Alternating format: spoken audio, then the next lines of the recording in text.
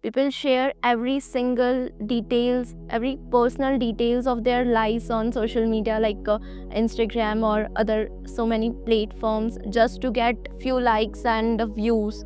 So it is right to behave like that?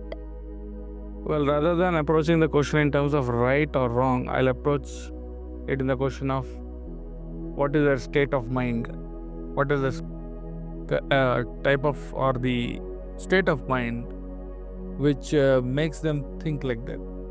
They are basically thinking, or their mentality is that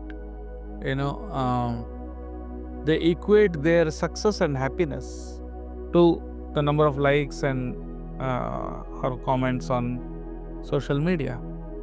So that shows their desperate need to feel that people like them and they have the approval of the public, right? So that shows that they themselves are internally unfulfilled.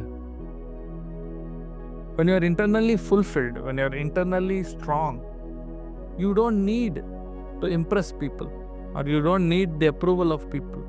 You don't need to, to kind of become famous or whatever, right? Because you are internally satisfied and you know what you're doing and you're happy with what you're doing. So you don't have to prove anything. You don't have to kind of, have so many likes or so many, and you don't equate your success with that. But only when you're internally not strong, then you are always worried about what people are thinking about me, whether I'm getting enough likes or not, whether I'm getting enough subscribers or not. That becomes the kind of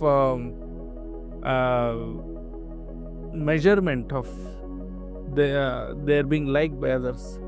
Having likes on social media doesn't mean that you are really liked, by people.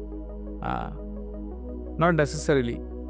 Yeah, so therefore, if one is internally vacant, that is that means they're not fulfilled in life, right? So that shows a kind of unhealthy mindset.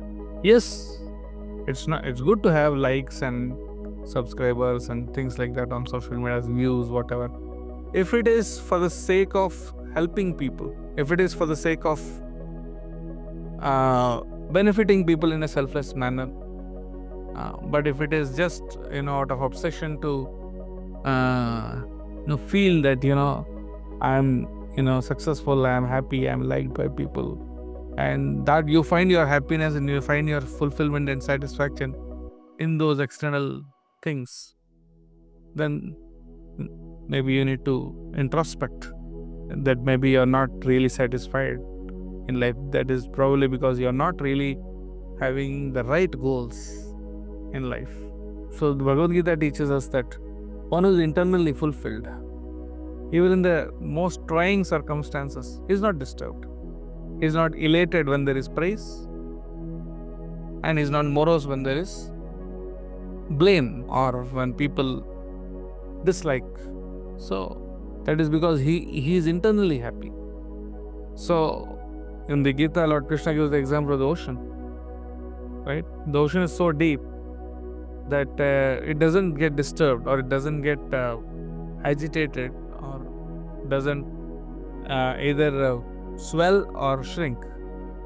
When in the rainy season there's a lot of water coming in, but then it's not going to expand.